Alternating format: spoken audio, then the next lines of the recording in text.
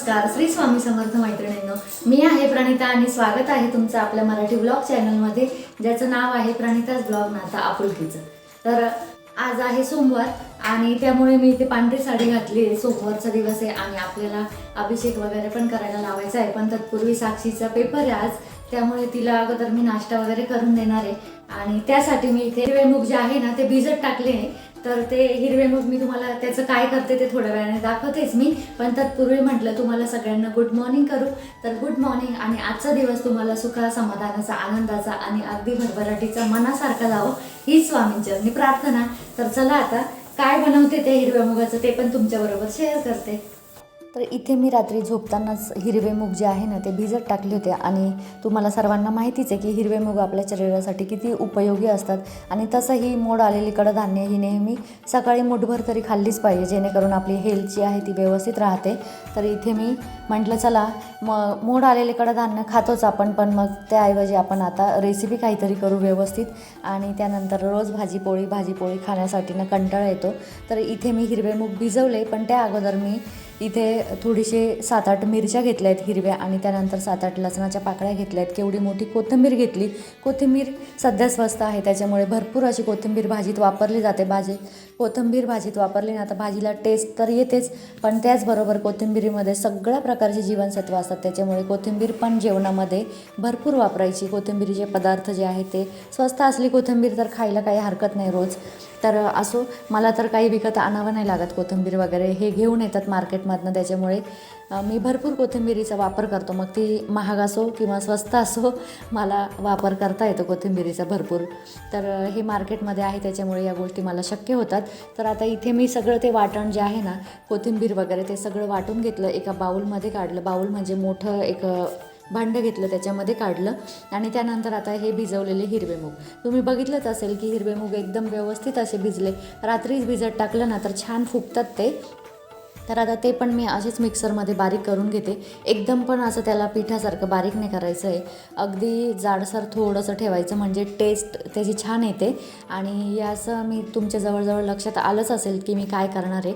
तर असो, याच प्रकारे मी सगळे मूग जे आहे ना तर ते बारीक करून घेते मिक्सरमध्ये. आणि मूग हिरव्या असल्यामुळे आणि कोथिंबीर असल्यामुळे आणखी त्याला हिरवागार छान असा कलर येतो. त्यामुळे मी आता तुम्हाला सांगतेच की मी काय करणार आहे. तर मी इथे हिरव्या मुगाचे जे चिले असतात, कोणी चिले म्हणतं, कोणी थालीपीठ पण म्हणू शकतात, पण नाही, थालीपीठ नाही म्हणता येणार याला. तर ते चिले जे आहे ना ते करणार आहे. आणि त्यामुळे ना हिरव्या कोथिंबीरमुळे त्याला आणखी छान असा हिरवा रंग येतो.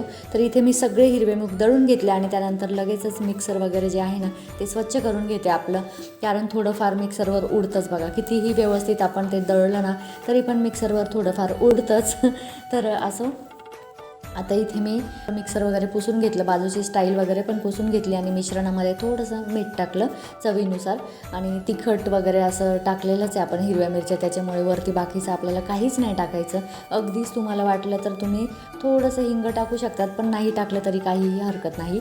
तर इथे आता ते मिक्स करून घेते सगळं व्यवस्थित मीठ आणि 5 मिनटं तसंच ठेवणार आहे, म्हणजे आपलं मीठ जे आहे ना ते त्याच्यात मेल्ट होतं छान.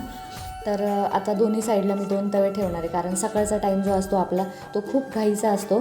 तर इथे जो पोळ्यांचा तवा आहे ना तो पण ठेवणार आहे आणि डोसा पॅन जो आहे तो पण ठेवणार आहे. पण माझ्या मते तरी तव्यावर जास्त छान होतं डोसा पॅनपेक्षा, कारण डोसा पॅनवरनं पहिलं जे असतं ते बिघडतंच, म्हणजे ते थालीपीठ असो किंवा हे चिले असो किंवा डोसा असो, ते पहिलं जे आपण टाकतो ना ते बिघडतंच. तव्यावर तसं कसं सगळं व्यवस्थित होतं, त्याच्यामुळे आता मी बघते पहिलं बिघडलं तर काही हरकत नाही, सवय झाली मला त्याची.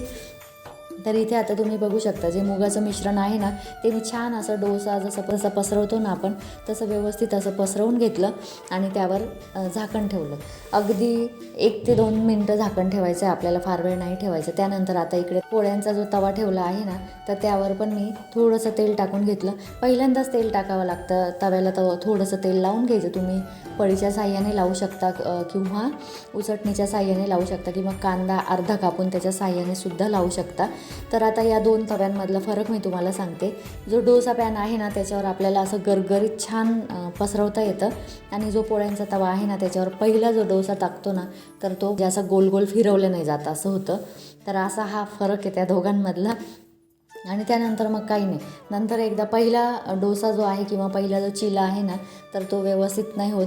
पण मग बाकीचे नंतर छान होतात, कारण तव्याचं जरा टेम्परेचर व्यवस्थित झालेलं असतं नॉर्मल, आणि त्यामुळे मग बाकीचे सगळे व्यवस्थित होतात. तर इथे बघू शकता तुम्ही हिरवागार असा छान आपला चिला दिसतोय. आणि हे चिले खाण्यासाठी एकदम पौष्टिक आणि एकदम चवदार लागतात. तर तुम्ही करून बघा. माझ्याकडे भरपूर मूग असतात, त्याच्यामुळे मी कधी कधी हे करत असते. आणि यांना कसं आहे ना, यांना असं वेगवेगळं म्हणजे भाजीपोळीपेक्षा वेगवेगळे आयटम करून दिले ना जेवणासाठी तर खूप आवडतात त्यांना. म्हणून मग त्यांच्यासाठी मी हा सगळा घाट घातलेला आहे. कारण बाहेर जेवायला वगैरे तर आपण जातोच, पण त्यांचं कसं असतं ना की बाहेरच्या जेवणापेक्षा तुझ्या हाताने तुला इतकं छान बनवता येतं, तुझ्या हाताला चव पण आहे, तर तू घरातच बनवत जा, असं नेहमी त्यांचा अट्टास असतो. तर म्हणून मग त्यांच्यासाठी असं वेगळं काहीतरी बनवण्याचा प्रयत्न करते. मुलांचं काही नाही, मुलांना जे दिलं ते खातात. पण यांना थोडंसं आपण म्हणतो ना खवय्ये प्रकारचे आहे ते, त्याच्यामुळे त्यांना वेगवेगळ्या गोष्टी खायला खूप आवडतात. तर इथे आता तयार झालेलं तर आहेच. तर एक साईडला साक्षीला उशीर होतो, त्याच्यामुळे मी साक्षीला पटकन वाढून देते. आणि याच्याबरोबर मी आहे ना वालाचे दाणे असतात ना त्याची थोडीशी आमटी करून घेतली आहे. तर ती आमटीच खायला देणार आहे. म्हणजे थोडंसं अगदी अंगाची रसा धरून अशी आमटी केली, तीच खायला देणार आहे. छान लागते ती पण याच्याबरोबर. आणि तसं तुम्ही दही किंवा गोड आंबट खजूर टाकलेली चटणी असते बघा खजुराची, ती पण तुम्ही खाऊ शकतात बरं का. हे साक्षी, आणि खाऊन सांग कसं झालं. हां लगेच, जास्त गरम नाही, थोडं फुंकून खा.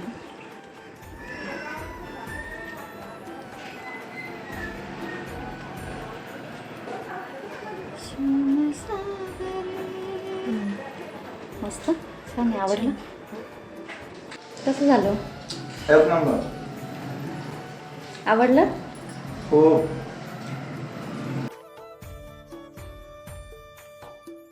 असं नवीन नवीन रोज बनवतायचं हा. आणि तुम्हाला खाऊ घालायचा आणि तुमची तब्येत हो जा अशी. हा, आणि तू हो अशी. बनवून बनवून. Bye bye bye Bappa. Bye bye. तर असं आमच्या घरात रोजच चालू असतं, मजाक मस्करी. आणि आता झालं त्यांचं पोटभर जेवण वगैरे झालं, त्याच्यानंतर साक्षीचं पण झालं एक साईडला. आणि त्या दोघांचं एका बाजूला जेवण पण होत होतं आणि एका बाजूला मी बाकीचे चिले बनवून घेतले. तर आता हा चिले शब्द ॲक्च्युली हिंदीमधला आहे, पण याला मराठीत काय म्हणतात ते मला नाही माहिती. तुम्हाला माहिती असेल तर कमेंट सेक्शनमध्ये मला नक्की सांगा. आय थिंक त्याला धिरडे वगैरे असं काहीतरी म्हणतात, पण मला तर चिलेच म्हणते मी पहिल्यापासून, त्याच्यामुळे. तर तुम्हाला माहिती असेल तर नक्की सांगा मला. आणि त्यानंतर आता दोघांचं जेवण झाल्यावर आधी आणि माझ्यासाठी पण मी बनवून घेतले आणि लगेच ओटा आवरायला घेतला. कारण बघा काही बनवायचं म्हटलं तर पसारा भरपूर होतो किचनमध्ये. तर ओट्यावर छोटं छोटं सामान भरपूर झालं होतं. त्यानंतर गॅस ओट्यावर पण जसं सामान होतं तसं गॅसवर पण थोडं थोडं तेलाचे वगैरे डाग होते, त्याच्यामुळे मग मी गॅस पुसून घेतला ओल्या कपड्याने थोडंसं पाणी शिंपडून. गॅस मी एकच वेळा घासते, एक तर संध्याकाळी किंवा मग सकाळी. सकाळी घासलं तर संध्याकाळी पुसून घेते आणि संध्याकाळी जर घासायचं असेल तर सकाळी पुसून घेते. कारण दोन्ही टाईम गॅस घासणं पण रिस्की असतं, पूर्ण पाण्याने धुणं पण रिस्की होत असतं त्यामुळे. आणि लगेच हातोपाती बाजूच्या स्टाईल वगैरे असतात ना त्याच्यावर पण कपडा मारून घेतला. म्हणजे कसं याच्यावर थोडंफार तेलकट जरी असेल ना तर फोडणीचं खिडकी उघडते मी तशी. हे सगळं करत असताना स्वयंपाक वगैरे फोडणी करताना खिडकी उघडते, पण तरी पण ना आजूबाजूला भरपूर असं तेलकट लगेच बसतं. आणि जर आपण लगेच नाही ना ते स्वच्छ केलं तर सगळं ते तेलकट जे असे डाग ना पक्के बसतात, त्याच्यामुळे लगेच हातोपाती स्वयंपाक झाला या आजूबाजूला मी कपडा फिरवून घेते. आणि माझे ठरलेलेच असतात इथले 2 कपडे, एक कपडा स्वच्छ आणि एक कपडा ओला, असं मी ठरवूनच घेते. आणि ओल्या कपड्याने एकदाच आणि कोरड्या कपड्याने एकदा असं पुसून घेते. तर जरी मी गॅस पुसला असेल तरी ओट्यावर मात्र पाणीच मारून ओटा स्वच्छ करून घेणार आहे. कारण ओट्याला काही नाही एवढं, पाणी मारून धुतला ना तो 2 वेळा तरी पण उलटं छान आणि स्वच्छ वाटतं. कपड्याने जर ओटा पुसला ना तर मनात नाही येत बघा. आणि म्हणजे माझी तरी अशी सवय. बाकी तुम्हाला काय सवय मला नक्की सांगा कमेंट सेक्शनमध्ये. तर इथे बघा तुम्ही इकडच्या साईडच्या ज्या आहे ना स्टाईल त्या पण मी लगेच हातोपाती पुसून घेते. आणि वरची ही भांडी, कारण ही जी काच आहे ना ही गॅसच्या एकदम जवळ येते, तर त्याच्यावर पण थोडंफार. आणि आमच्या इथे तुम्हाला माहितीच आहे खूप धूळ येते, त्याच्यामुळे भरपूर असं स्वच्छता ठेवावी लागते सतत घरामध्ये. तर म्हणतात ना, जिथे हात फिरे तिथे लक्ष्मी बसे. तर त्याप्रमाणे सतत आपलं साफसफाई करत राहायचं, स्वच्छ करत राहायचं. म्हणजे कसं घरामध्ये एकदाच सगळा लोड येत नाही साफसफाईचा. तर इथे आता हे जे भांडी आहेत ना, ही भांडी पण माझ्या रोजच्या वापरातली ही घासली जातात नेहमी. कारण मी स्वयंपाक वगैरे झाला की त्याच्यातच सगळं काढून ठेवते. म्हणजे भाजी असो, पोळ्या असो, भात वगैरे काही जर असलं ना तर मी याच भांड्यांमध्ये काढते. म्हणजे आपला किचन काउंटर जो असतो ना तर त्याच्यावर पसारा होत नाही. कारण ऑलरेडी त्याच्यावर बघा मिक्सर असतं, हे कपबशा ठेवायचं स्टँड असतं. त्यानंतर पोळपट, माझे जुना पोळपट वरती आहे. पण जो नवा पोळपट घेतला होता मी मागच्या काही व्हिडिओमध्ये दाखवलं होतं बघा, तो नवा पोळपट जो आहे ना तो खूप जड आहे. त्याच्यामुळे तो वरती त्या स्टँडवर ठेवायला मला भीती वाटते का स्टँड वगैरे खाली नको यायला असं. तसं पक्क ठोकलेलं आहे पण तरी पण एक मनात भीती असते ना आपल्या. म्हणून मग मी तो पोळपट खालीच ठेवते. थोडासा पसारा दिसतो त्याच्यामुळे. पण मग आता बाकीचं पण आपलं जेवणाचं खाली ठेवलं ना तर ओट्यावर खूपच पसारा होतो. म्हणून मग मी ते सगळं वरच्या भांड्यांमध्ये काढून ठेवते. आणि आता हे डबे पण, या डब्यांना पण लगेच एक कपडा फिरवून घेईल आणि वरती ठेवून देते. मग आपला किचन कसा स्वच्छ, फक्त खालचं झाडायचं राहिलं, स्वच्छ होतो वरती. आणि त्यानंतर मग खालचं झाडझूड केली की झालं. मग फरशी पुसायची, फरशी पुसल्यानंतर आपलं निदान घरातलं काम तरी होतं. पण बाकीची बरीच कामं असतात. तसं गृहिणींना सकाळी कसं असतं ना, एक टास्क असतो बघा, हे सगळं आवरायचं म्हटलं ना तर खरंच एक टास्क असतो. तर म्हणून मग हे सगळं पटापट आवरलं ना तर मग टेन्शन नाही राहत. आता हे शेंगदाणे मी दिवाळीच्या वेळेस आणले होते. जवळजवळ 5 किलो शेंगदाणे आणले होते. पण मोठ्या डब्यामध्ये ते टाकले सगळे आणि जे उरलेले होते ना ते असे एका पिशवीमध्ये ठेवले. म्हटलं डबा रिकामा झाला की लगेचच, कारण बघा दिवाळीमध्ये काय होतं ना, फराळाला वगैरे पण ठेवायला डबे लागतात. त्याच्यामुळे मग तर ते शेंगदाणे मी असेच पिशवीत बांधून ठेवले एका पॅक. आणि पिशवीत ठेवलं की मग इथे ठेव तिथे ठेव, खूप ठिकाणी ते फिरतात. त्याच्यामुळे डबा रिकामा झाला. मग मी लगेच डब्यामध्ये घासून, सकाळीच डबा घासून आणि उन्हात ठेवून दिला होता. आता तो चांगला कडकडीत वाळला. त्यामध्ये मी ते शेंगदाणे बाकीचे टाकून ठेवले. म्हणजे इथे ना वरती वापरायला राहतील. बाकीचे स्टीलच्या डब्यामध्ये मी कडप्याची जी रॅक आहे माझी त्याच्यामध्ये ठेवून दिले. पण हाताशी जर सामान असलं ना तर पटकन घेता येतं. म्हणून मग या वरच्या डब्यातच काही शेंगदाणे ठेवले. साधारण यामध्ये ना, या डब्यांमध्ये माझ्या 1.5 किलो वस्तू बसतात. म्हणजे कुठलंही सामान, डाळ वगैरे हे 1.5 किलो बसतं. 1.5 किलोचा डबा आहे. आणि हे डबे काही मी विकत नाही घेतले. हे सगळे डबे मला चहा पावडरवर मिळालेले आहे. जेव्हा चहा पावडर घ्यायला जायचे ना तर तेव्हा हे डबे त्याच्यावर फ्री मिळालेले. तर ते माझ्याकडे बरेचसे जमा झाले होते. काही मी माझ्या मैत्रिणीला दिले आणि काही मला ठेवले. तर असे मोठे डबे जर व्यवस्थित असले ना तर आपलं सामान पण व्यवस्थित असतं. आणि शिवाय त्याच्यामध्ये ट्रान्सपरंट असल्यामुळे सामान काय ठेवलं आहे आपण हे पण दिसतं. तर आता बघू शकता तुम्ही, माझं मोस्ट ऑफ सगळंच आवरलं आहे ओट्यावरचं. आणि फक्त आता ओटा धुवायचा बाकी होता. तर त्या ओट्यावर पण पाणी मारून घेते, स्वच्छ धुते. म्हणजे एकदा आता सगळं आवरलं ना तर संध्याकाळीच डायरेक्ट चहाच्या वेळेसच किचन ओट्याकडे बघायचं. नंतर काही आवरायचं टेन्शन नाही राहत. आता फक्त भांडी घासायची राहिली आहेत. तर मी वायपरनी जरी पाणी काढलं तरी पण वरतून ओटा एकदा मी पुसून घेते कोरड्या कपड्याने. कारण मग ते डाग जे असतात ना ते पडत नाही. तर इथे बघू शकता तुम्ही, गॅस वगैरे सगळं स्वच्छ झालं आणि सगळा ओटा पण स्वच्छ झाला. मिक्सर वगैरे जे असं लगेच हातोपाती काम केलं ना तर खूप पसारा होत नाही. आणि जे तेलकटपणा वगैरे असतं ना तर ते पण लगेच निघून जातं. मीठ वगैरे जे पण आपण वापरतो ना त्याची बरणी वगैरे ते पण मी लगेच हातोपाती कपड्याने पुसून ठेवून देते. तर आता तुम्ही बघू शकता किचन आपलं एकदम चकाचक झालं मस्त. भांडी घासायची राहिली ती भांडी घासून घेते आणि परत तुम्हाला भेटते 15 minutes later. तर इथे आता बघा किचनचा टास्क संपला आपला. पण आता सगळ्यात महत्त्वाचं म्हणजे हॉल कसं असतं ना, पटकन कोणी पण घरात आलं गेलं वगैरे तर हॉलमध्येच बसलं जातं. त्यामुळे हॉल पण आपल्याला स्वच्छ असा आवरून ठेवावाच लागतो नेहमी. पण माझ्या हॉलमध्ये ना इथे टेबल आहे. त्या टेबलवर जे आलं ते, म्हणजे कोणी पण आलं, साक्षी असो किंवा आधी असो किंवा हे असो किंवा मी सुद्धा, काही जर आणली वस्तू तर पटकन टेबलवर ठेवले जाते आणि ती नंतर आवरत बसावं लागतं मग ते सगळं. तर आता मी जी मशीन होती, शिलाई मशीन, तर तुम्ही बघितलंच असेल, साक्षीने तो ड्रेस शिवला. त्यासाठी ना तिने शिलाई मशीन इथे, म्हणजे टी व्ही बघता बघता तिला शिवायचं होतं म्हणून शिलाई मशीन इथे टेबलवर आणून ठेवली. तर असो आता मी ती इथेच राहू देणार आहे. कारण ना पटकन शिवता पण येतं तिथे काही, आणि तिथे एक प्लग पण आहे. त्याच्यामुळे ना तिथे आपल्याला पिन पण जॉईन करता येते. म्हणून मग ते मशीन मी इथेच ठेवणार आहे. पण बाकीचा जो पसारा आहे, म्हणजे आता माझं थोडंसं बँकेचं काम होतं, त्याचे कागदपत्र वगैरे सगळं मी आले ना तर इथेच ठेवलं होतं. त्यानंतर यांनी थोडं भाजी वगैरे आणलं होतं, ते पण तिथेच ठेवलं होतं. रात्री हे उशिरा येतात त्याच्यामुळे ना आणलं तर मग ते तिथे ठेवलं जातं. आणि त्यानंतर मग पुन्हा आवरायचं म्हटलं ना तर एक मोठं संकटच असतं ते. जास्तीचा पसारा वाढून ठेवला ना तर मग जास्त आवरायला लागतं आपल्याला. त्यामुळे ना लगेच जिथलं तिथं आवरलं ना तर जास्त पसारा होत नाही. तर असं आता आपलं घर आहे, आपल्यालाच आवरावं लागणार आहे, दुसरं कोण येणार ना. तर इथे आता हे फ्लॉवर पॉट वगैरे सगळंच मी स्वच्छ करून घेणार आहे. आणि मी आवरतच होते तेव्हा यांचा फोन आला.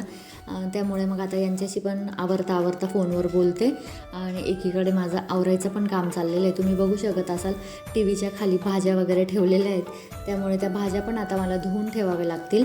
तर इथे अगोदर मी टेबल वगैरे स्वच्छ करून घेते. टेबलवर कसं गाडीच्या चाव्या वगैरे किंवा असं काही कोणी पुस्तक वगैरे वाचायला घेतलं तर ते बुक सगळं तिथंच पडलेलं असतं. मग ते सगळं मला दुसऱ्या दिवशी आवरावं लागतं, कारण रात्री जेवण झालं की जेवणानंतर मात्र काहीच ताकद नसते आवरायची. त्यामुळे मग सगळं मी दुसऱ्या दिवशीच आवरते. आणि असं पण रात्री कसं म्हणजे दिवसभर काम करून आपण थकलेलं वगैरे असं, त्याच्यामुळे असं होतं ना जेवण झालं की कधी एकदा झोपू असं होतं मला. त्यातल्या त्यात एडिटिंग वगैरे रात्रीच करते मी, त्याच्यामुळे मग एडिटिंग जर असली तर मग मला रात्रीच करावी लागते. मग आवरण्यात वेळ घातला ना तर खूप जागरण होतं आणि रात्रीचे 10 वाजून गेले की माझे डोळे झाकायला लागतात अक्षरशः. त्याच्यामुळे मी जे आवरायचं असेल पसारा वगैरे असेल तो तसंच ठेवते, फक्त भांडी वगैरे आवरून घेते. तर आता इथे सगळंच मी पुसून घेतलं. टेबलवरचं जे फ्लॉवर पॉट, मशीन, शिलाई मशीन जी आहे ना ती सगळं पुसून घेतलं. टेबल पण स्वच्छ केला आणि त्यानंतर हा जो टी व्ही आहे तो टी व्ही पण पुसून घेतला, कारण आमच्या इथे ना रोडवरून भरपूर धूळ येते. गाड्या गेल्या की सगळी धूळ वरती येते, त्यामुळे मग धूळ सतत स्वच्छ करावी लागते. नाही केली ना तर खूप तिचा थर साचतो. त्यामुळे मी तुम्हाला मागचं सेफ्टी डोअरच्या एका व्हिडिओमध्ये दाखवलं होतं किती धूळ जमा होते ते.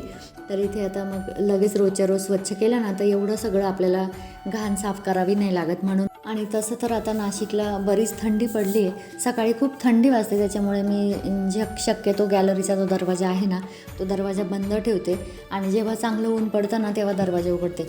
त्या दरवाजामधून भरपूर अशी धूळ येते. तर जेव्हा ऊन पडतं ना तेव्हाच मी दरवाजा उघडते. पण जर असा 24 तास दरवाजा उघडा ठेवला तर मग विचारूच नका, मग इतकी धूळ जमा होते. आणि त्यातल्या त्यात हे फ्लॉवर पॉट वगैरे जे असतात ना तर याचे बारीक बारीक फुलं वगैरे असतात, याच्यामध्ये खूप धूळ बसते. तर आता हिवाळा येतोपर्यंत तरी दरवाजा बऱ्यापैकी लावलेला असतो. आणि जेव्हा इतर वेळी म्हणजे उन्हाळ्यात वगैरे तर पर्यायच नाही, जरी फॅन असतो ना पण फॅनच्या हवेपेक्षा नॅचरल हवा ही कधीही चांगली. त्याच्यामुळे दरवाजे, खिडक्या आणि मला ना बंदिस्त वातावरणात असं नाही आवडत राहायला. मी सकाळी उठले ना तर सगळे दारं खिडक्या उघडून देते, त्याच्यामुळे मग छान हवा येते आणि घरातली निगेटिव्हिटी पण निघून जाते, फ्रेश हवा येते आणि आपल्या घरात पण सकारात्मकता वाढते. त्यामुळे मी सकाळी उठले की सगळे दरवाजे उघडून देते. त्यानंतर थोडं आंघोळ वगैरे सगळं झालं की मग पुन्हा दरवाजे लावून घेते. तर असं काही हिवाळ्याचं रुटीन असतं. आणि आता इथे बाकी बोलता सगळं आवरलं, पण हा सिटिंग जे आहे ना तर या सिटिंगचं पण सकाळी जेव्हा आधी इथे झोपतो त्याच्यामुळे मग तो उठला ना तर हे सगळं बेड कवर वगैरे झटकून परत टाकतो. पण ना सकाळी चहा वगैरे घ्यायला सगळेजण इथेच बसतात, त्यामुळे पुन्हा ते एकदा झटकून काढलं एका कपड्याने आणि व्यवस्थित असं झटकलं ना तर मग दिवसभर कोणीच नसतं. दोघं पण कॉलेजला गेलेले असतात, मी एकटीच असते घरात. त्याच्यामुळे मग एकदा आवरलं की पसारा करायला कोणीच नसतं दिवसभर. मग संध्याकाळी मात्र दोघं आल्यावर विचारू नका, मग खूप कोणाची बॅग कुठे पडलेली तर कोणाची वह्या पुस्तकं भरपूर व्यस्त घर करतात. पण मग जोपर्यंत कोणी नसतं ना तोपर्यंत एकदा आवरल्यावर घर एकदम स्वच्छ राहतं. म्हणजे साधारण 5 ते 6 वाजेपर्यंत काहीच टेन्शन नसतं. तर आता हे सिटिंग जे आहे ना याचं पण बेड कवर मी आज नाही धुवायला टाकणार आहे. ते साधारण मी 4 ते 5 दिवसानंतर धुते आणि ते काही हाताने नाही धुवत बरं का, ते मशीनमध्येच टाकते. आपली जी रोजची डेली यूजची कपडे आहेत ना तर ती मी हाताने धुते ती कपडे, आणि बाकीचे मोठे जे कपडे आहेत ना ते मात्र मशीनमध्ये टाकते. मला रोजचे कपडे जे आहे ना ते मशीनमध्ये नाही आवडत. आणि कपडे धुण्याचा वगैरे असं मला काही कंटाळा येत नाही, कारण बघा हातापायांना आपले व्यायाम पण पाहिजेच ना. आणि ही घरातली कामं आहे ना हीच आपला सगळ्यात मोठा योगा आहे, बरोबर की नाही. तर जेव्हा आपण घरातली कामं वगैरे करतो ना तर आपल्याला दुसरा योगा क्लास लावण्याची काही गरज नाही असं मला वाटतं. आणि आपण कसं बाहेर क्लासेस लावायचे आणि त्यानंतर घरात डिशवॉशर, वॉशिंग मशीन असं काही वापरायचं आणि त्याद्वारे आपली घरातली कामं करायचं, त्यापेक्षा हीच कामं केलं तर भरपूर हातपाय मोकळे राहतात आपले. तर असं आता बोलता तुम्ही बघितलंच माझा सगळा हॉल, किचन सगळं आवरून झालं. आता मागचे दोन्ही बेडरूम जे आहे ना ते बाकी अजून आवरायचे, पण तत्पूर्वी आता हे भाजीपाला यांनी आणला होता तो सगळा स्वच्छ धुवून ठेवायचा आहे मला. त्यासाठी मी आता अगोदर एका जाळीमध्ये काढून घेते सगळा भाजीपाला आणि त्यानंतर मग स्वच्छ धुवून आणि एक पेपर वगैरे आपले न्यूजपेपर असतात ना त्या पेपरवर पसरून ठेवला की आरामशीर वाळतो तो 1.5 ते 2 तासामध्ये आणि त्यानंतर मग फ्रीजमध्ये ठेवणार आहे. तर फ्रीजमध्ये ठेवण्या अगोदर हा स्वच्छ धुतला ना तर आपल्याला जेव्हा पण वापरायचा असेल तेव्हा डायरेक्ट वापरता येतो, नाहीतर मग तेव्हा धुवत बसायचं. आणि भेंडी म्हणा किंवा कारले म्हणा ही जे असतात ना ते यांना वेळेवर धुता नाही येत. तर बऱ्यापैकी आता सगळं आवरलं आणि आता ही जी भाजी काढून ठेवलेली आहे ती सगळ्या धुवून घेते. कारले गिलके दोडके नाही वांगे वगैरे सगळं स्वच्छ धुवून ठेवते. आणि तिकडे मागे दिसत असेल तुम्हाला भांडी पण घासून ठेवली आहे. तर आता ओटा पण आवरून झाला, भांडी पण घासून झाली आणि आता कपडे धुवायचे बाकी आहे. तेव्हा मी अगोदर कपडे धुवून घेते आणि परत तुम्हाला भेटते. तर चला. 1 hour later. कपडे वगैरे धुवून झालेत, वाळत टाकलीत कपडे. त्यानंतर मागचे जे दोन्ही बेडरूम आहे ना ते बेडरूम पण आवरले आणि भाज्या वगैरे सगळं धुवून न्यूजपेपरवर पसरवून ठेवल्या. त्यानंतर मला जायचं होतं आमच्याच बिल्डिंगमध्ये खाली माझी एक मैत्रीण राहते, तर त्या मैत्रिणीकडे नितिशाला आणि मला जायचं होतं. तर त्यांच्याकडे गेलो, भरपूर गप्पा वगैरे झाला. म्हटलं त्यांच्याशी गप्पा वगैरे होईपर्यंत भाजीपाला पण आपला वरती छान सुकलेला असेल म्हणजे मग लगेच वरती आलं की लगेच तो भाजीपाला फ्रीजमध्ये ठेवायला म्हणजे व्यवस्थित असं आठवडाभराचं नियोजन पण होतं आपलं हे. आणि त्यानंतर त्यांच्याकडे पण खूप गप्पा झाल्या आमच्या. तिथेच आईचा फोन पण आला, आईशी पण गप्पा झाल्या. आणि आता इथेच मी माझ्या व्हिडिओचा एंड करते. व्हिडिओ जर आवडला असेल तर व्हिडिओला लाईक करा, शेअर करा आणि हो ज्या ताई नवीन व्हिडिओ बघत असतील तर त्यांनी आपल्या चॅनलला नक्की सबस्क्राईब करा. तर चला बाय आणि श्री स्वामी समर्थ.